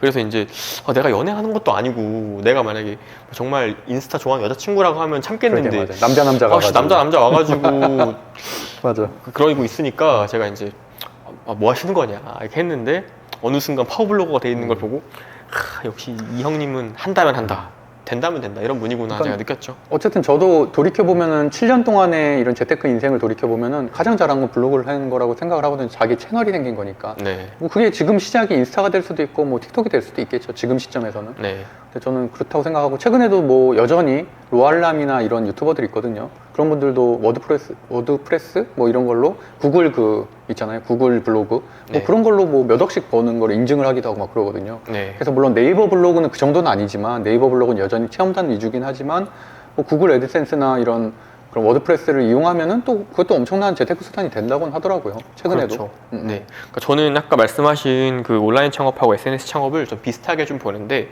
이런 건 그거 같아요. 굳이 내가 회사를 그만두거나 내가 뭔가를 여기에 저질러 봐야지 라고 공격적으로 하지 않더라도 충분히 일반인들도 충분히 내가 직장을 다니면서 남는 시간에 할 수 있는 게 아닐까. 물론 그러다가 잘 돼서 진짜 뭐 이번에 퇴사하시는 것처럼 네네. 이걸로 내가 월급 이상 버네? 그러면 퇴사하고 할 수도 있는 거죠. 네네. 네. 그래도 어쨌든 뭐그 정도로 시장을 판단하시겠다. 그 다음에 이제 지식 서비스. 사실 저는 제가 매달 하는 재테크 강의 때 지식 서비스를 가장 강조하거든요. 결국엔 이런 기타 소득을 가장 강조하는데 출판, 뭐 출판도 하셨으니까 출판 또는 전자책 판매, 강연 이런 것도 되고 사실 우리가 찍고 있는 지금 유튜브 콘텐츠도 어떻게 보면 지식 서비스라고 할 수 있겠죠. 네. 재화를 창출해 내니까 이런 걸로. 네. 그건 어떻게 생각하시는지요? 그런 시장에 대해서. 굉장히 매력적이죠. 그러니까 우리나라의 그 교육 시장이 굉장히 크잖아요. 네. 정말 다른 나라하고 이루 말하고 비교할 수 없을 정도로 크거든요. 제가 또 이제 예전에 사무실이 대치동에 있었어요. 와, 정말 대치동 학원 밤 10시에 교통이 마비가 됩니다. 그렇죠. 다 라이드하는 학부모들로 딱 꽉 채워져 네. 있어가지고. 근데 저는 이런 습성이 성인이 되고 나서도 유지가 된다고 생각해요. 그래서 뭐 클래스 101이라든지 뭐 이런 플랫폼들이 굉장히 잘 이제 자리를 잡은 것들도 마찬가지라 생각을 하는데 네. 그런 의미에서 지식 서비스 창업은 굉장히 매력적이라 생각을 합니다. 그러니까 예전에는 강연 많이 하셨잖아요. 네. 뭐 대기업에서 아까 말씀하신 대로 카카오 같은 데서 강의하시고 그랬는데 네. 지금은 그럼 강연 비즈니스는 안 하고 계신가요? 지금도 강연을 많이 하고요. 그러니까 예전에는 그냥 제가 이제 좀 브로드하게 했다면 원래 모든 사업이 그렇잖아요. 처음에 브로드하게 내가 네네네. 했다가 거기서 타겟을 잡아서 점점 좁혀나가는 것처럼 지금은 강의를 이제 병원 의사 선생님들, 네, 원장님들 대상으로 이렇게 많이 하고요.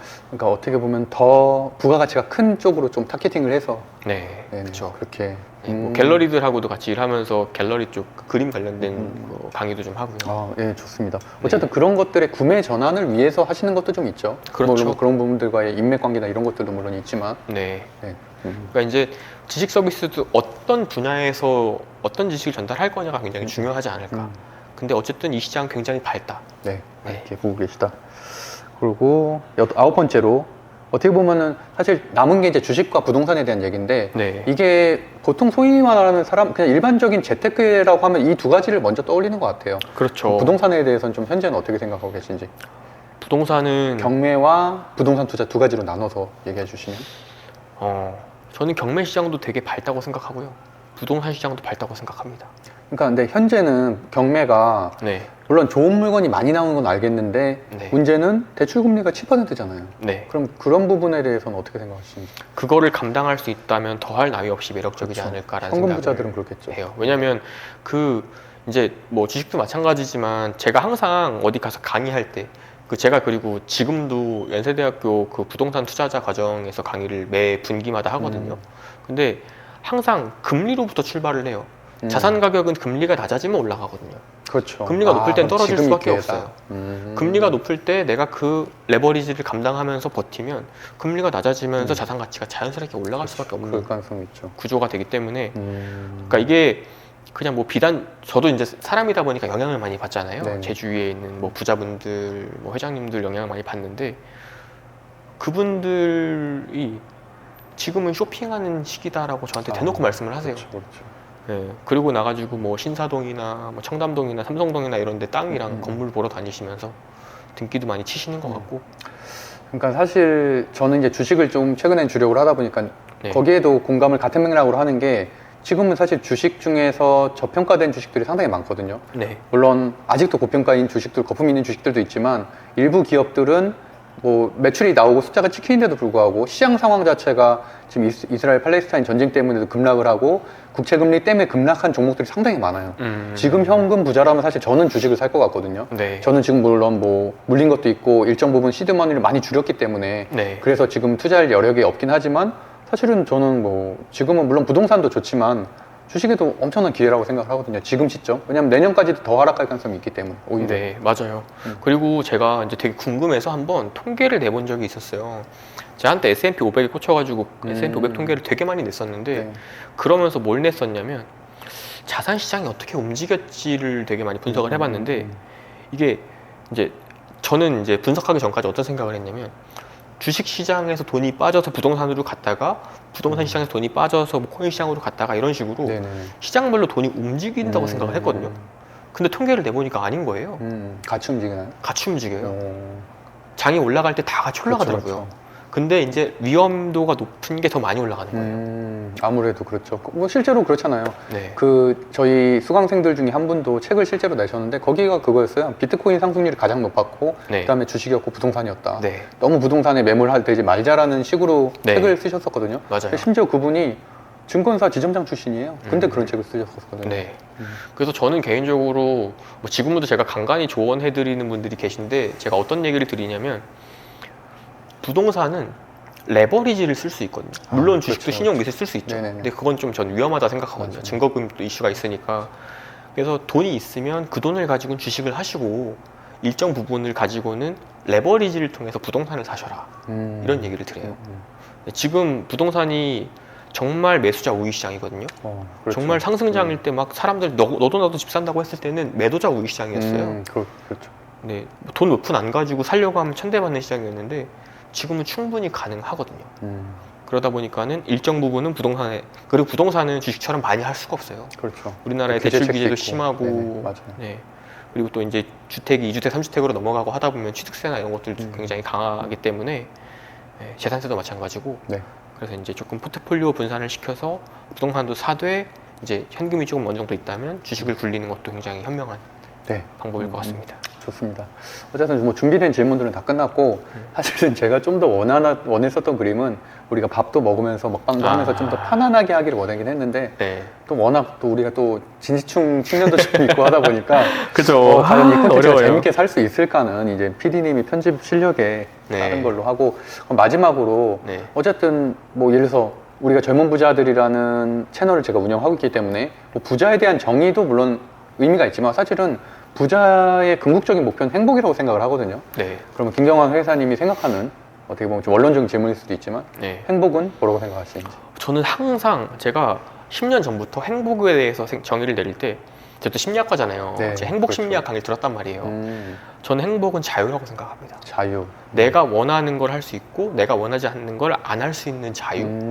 내가 만나고 싶은 사람 만나서 이렇게 좋은 얘기를 하고 네. 내가 만나기 싫은 사람은 안 만날 수 있는 자유. 이 자유가 되게 중요한 것 같아요. 시간적인 자유, 경제적인 자유, 관계적인 자유. 이 세 가지 중 항상 꼽거든요. 시간, 경제, 자유. 시간과 경제와 관계. 관계. 네. 그렇죠.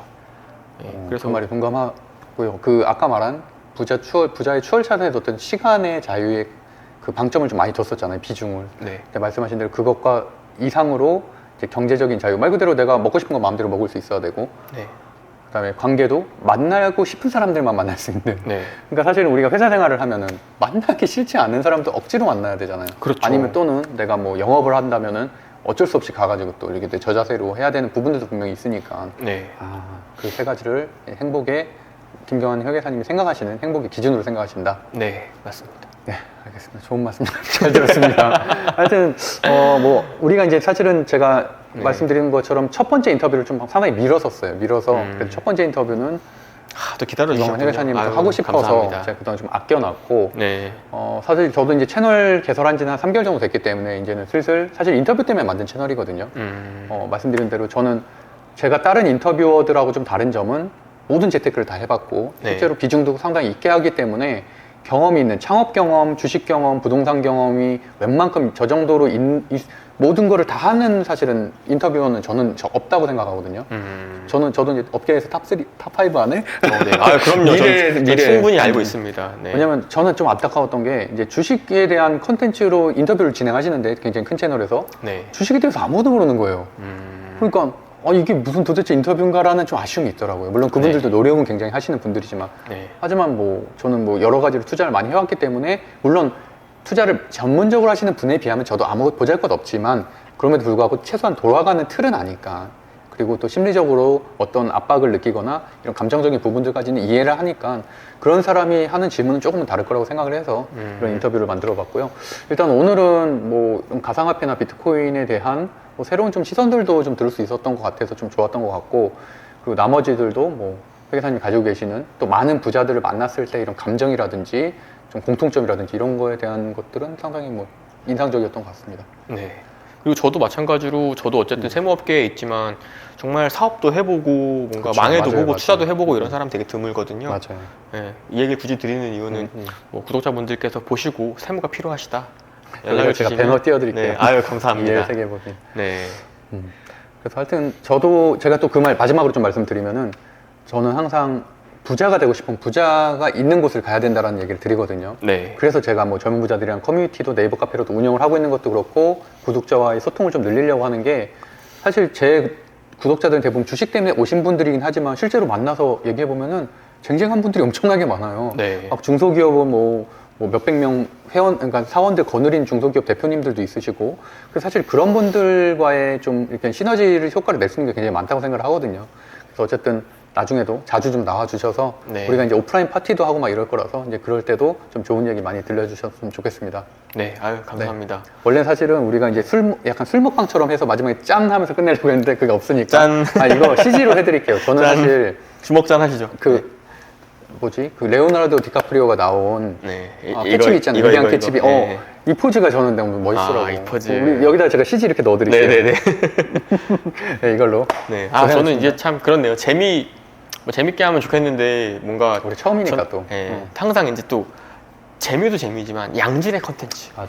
진짜 다른 사람들이 딴 데서 못 듣는 거. 맞아요. 그게 진짜 중요해요. 오늘 제가 어쨌든 형님 통해서 이렇게 푼 내용들은 제가 어디 가서 막 누가 물어봐도 잘 얘기 안 하는 것들이에요. 제 경험도 그렇고 뭔가 그 부자들에 대한 그렇죠, 내용도 그렇죠. 그렇고. 네, 그렇지만 이제 그래서 어쨌든 사실은 제가 술을 가미한 인터뷰 컨텐츠를 컨셉을 잡으려는 게 그 예. 이유예요. 아, 술 먹여가지고 더 막 약간 더 약간 깊숙한 얘기들을 막 꺼내고 하면 이거다 썸네일 각이다 약간 이런 느낌. 아 다음에 술 먹자고 하면 오면 안 되겠는데요? 갑자기 술 먹자고 해가지고 막 여기 카메라. 네, 그러면 마치겠습니다. 네.